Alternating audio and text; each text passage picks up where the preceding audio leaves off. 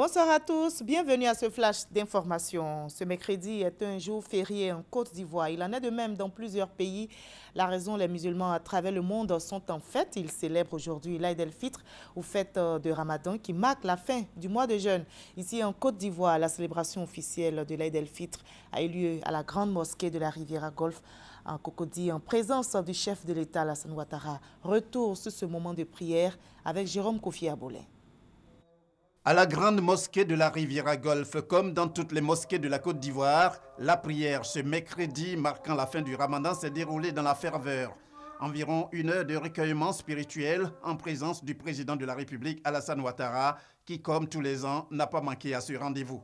Le chef de l'État avec à ses côtés plusieurs personnalités, notamment des présidents d'institutions et membres du gouvernement.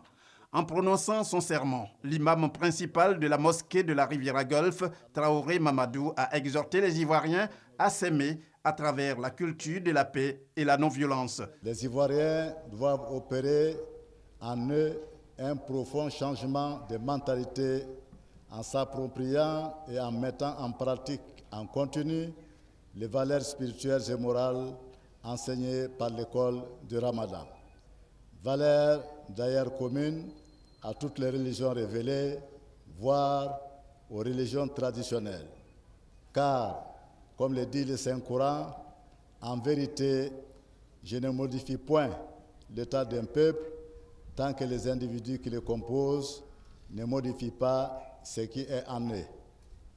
Autrement dit, la Côte d'Ivoire a besoin d'Ivoiriens nouveaux qui épousent ces valeurs et bannissent totalement et définitivement de leur comportement le tribalisme, la violence, la haine du prochain, la corruption, le laxisme, la recherche des gains faciles, l'indiscipline, l'égoïsme et le népotisme. À l'instar de l'imam Traoré Mamadou, le président de la République Alassane Ouattara a saisi l'occasion pour en appeler également à la paix et à la cohésion. Ce mois de Ramadan est un mois béni, c'est un mois de prière, c'est un mois de partage, c'est un mois de solidarité.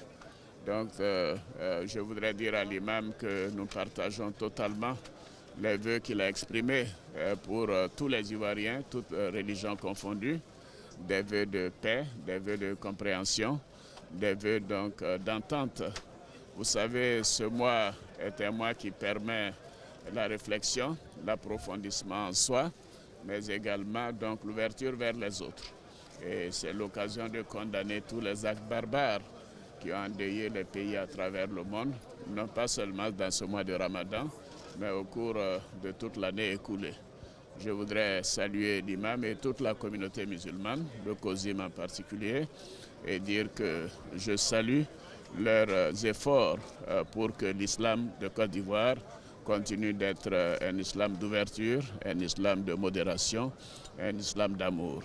Bonne fête à chacune et à chacun des Ivoiriens et à toutes les populations qui vivent en Côte d'Ivoire. Le Ramadan en Côte d'Ivoire, débuté le 6 juin, a pris fin le 5 juillet avec l'apparition du croissant lunaire.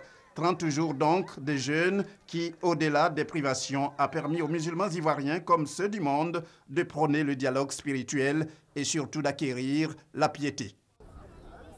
Les malades du CHU de Trècheville n'ont pas été oubliés en cette fête de Ramadan. Ils ont été visités par l'ONG Al-Mouassat qui leur a remis des kits alimentaires. Chaque malade a reçu un plat de riz et de la boisson en cette journée de l'Aïd el-Fitr, journée de partage, de communion, de solidarité. Octavien Ngenzi et Tito Baraïra n'ont pas la tête à la fête. Ces deux Rwandais accusés d'avoir participé au massacre en 1994 viennent d'être condamnés à la prison à perpétuité. Les deux hommes ont toujours clamé leur innocence. Le procès est qualifié d'historique, d'abord parce qu'il se tient en France sur la base de la compétence universelle des tribunaux français en matière de génocide et de crimes contre l'humanité. Ensuite, par son ampleur, 2 mois d'audience, plus de 100 dépositions faites devant la cour. Enfin, c'est un procès qui restera dans les annales. Il a été entièrement filmé pour la postérité. Saïf al-Islam Kadhafi, le second fils de l'ancien dirigeant libyen, souffle l'air de la liberté. Selon son avocat, il a été amnistié et libéré de prison.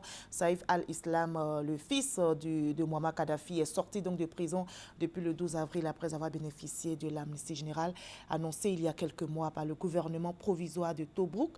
Il avait été condamné à mort pour crimes de guerre et répression de manifestations pacifiques pendant la révolte de 2011 lors d'un procès tenu en juillet 2015.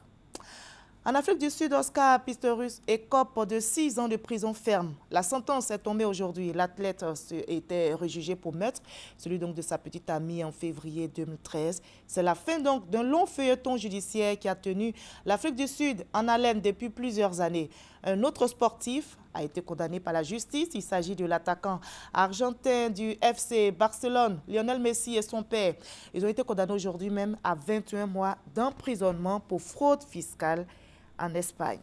Eux, ils n'ont pas du tout affaire à la justice. Ils vont donc jouer librement ce soir au Stade des Lumières à Lyon, en France. Les joueurs du Portugal affronteront donc ceux du Pays de Galles en demi-finale de l'Euro 2016.